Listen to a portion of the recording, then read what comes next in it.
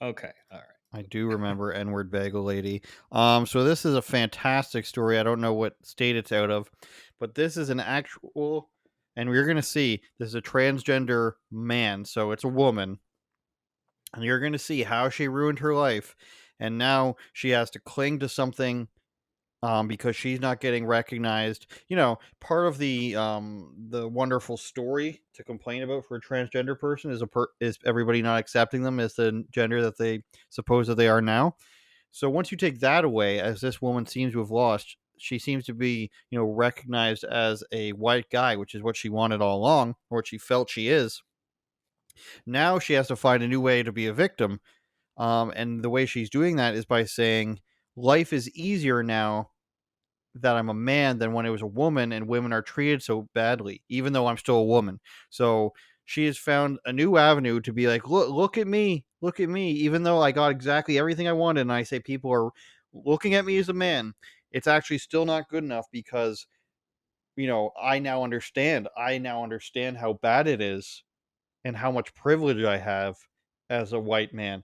So you will see the transformation here. It's insane. I noticed about living a man versus living years of my life being perceived as a woman. Society ultimately treated me better because people were reading me as a young, white, straight, cis man instead of a woman. So this is how she used to look at 21 years old, and she transitioned into a man. So she's now at 24 years old now, and has come to this realization, I guess, of how hard it is to be a woman now that she's no longer a woman according to her and is a Well, white man. can I say, have you seen the clip? And this what the situation you're describing reminds me of that viral clip. I don't know, from a week or so ago, of the woman walking through a bar, or I mean the they them z's them zer or whatever, walking through a bar saying, "This guy came into the bar and asked me what my pronouns were." And I was, or no, this guy came into a bar and said, "What are your pronouns? You look like a they them." And I was so mad that he was right. I really wish I could find this clip. I spent like an hour looking for it yesterday. I don't know if it got deleted, but there's a clip of a they them who's clearly a woman, a bartender presumably, walking around her Zim Zim's place of work, saying, "This guy came into the bar and said, 'What are your pronouns? You look like a they them.'" And then she says, "I was so mad that he was right." And it immediately clips to Right. this other girl. It clips to this other girl who doesn't look that far off from one of their sheeple zombies. She has the septum piercing and everything, but she's apparently fairly based, as the kids would say. And she goes, "What do you want? What do you want? Say the wrong pronouns, bad. Say the wrong pronouns, bad." It's like it's a rock and a hard place. It's a catch-22, and that sounds exactly like the situation you're describing here. It's like, well, you're damned if you do and you're damned if you don't, because they only want control, and it's not supposed to make any sense. You're just supposed to jump through the hoops. Well, that was only um 16 seconds. We got more from, it's an Italian girl. I don't remember her name. Giancara something. I don't know last name. What it's like to be treated as a trans man. I'm a double My victim. name is Samuel Avery Jardina. I am a trans man, and I'm just here sharing my story with you all. That's it. I'm I just actually grew up a majority of my publicizing my life story. thinking I was a cis straight female. I ended up taking a gender and sexuality course, which I learned a lot from. I started looking at YouTube videos online, There it and through is. social media, I realized a lot about myself.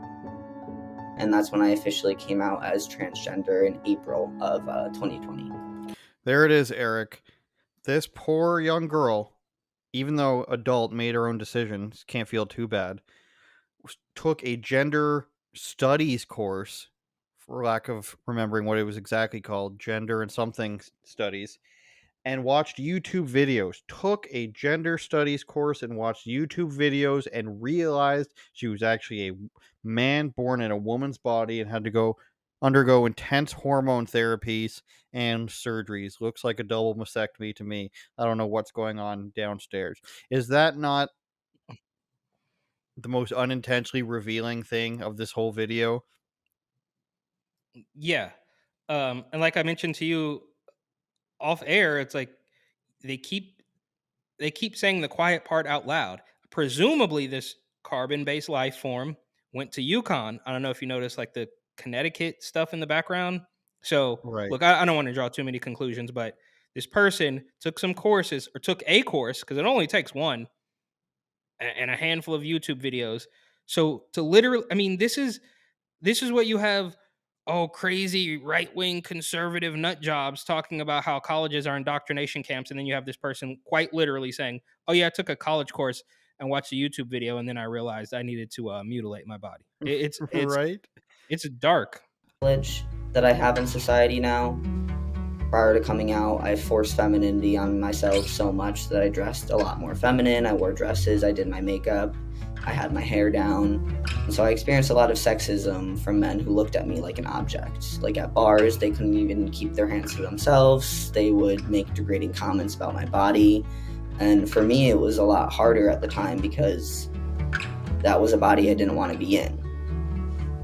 Having comments being made about that, it made me feel even more disgusted with like how I was living. And now it's so entirely different being out around men, and it's like they treat me with respect, and I've never gotten that before. Turn it up, Jordan.